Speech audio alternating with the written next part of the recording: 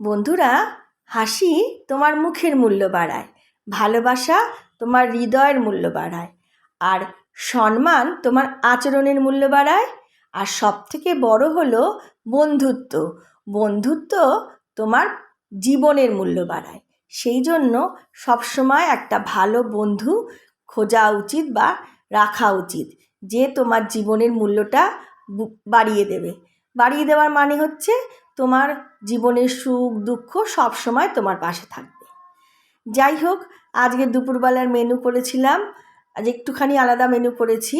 আজকে নতুন আলুর দম, তার সঙ্গে জিরা রাইস আর বাঁধাকপির বড়া। আলুর দম আমার নেমে গেছে, ভাতটা গরম গরম হচ্ছে, আর বাঁধাকপির বড়াটা আমি তৈরি করে রেখেছি। একদম যখন খেতে বসবো তখন গরম গরম করে নিয়েই বসবো।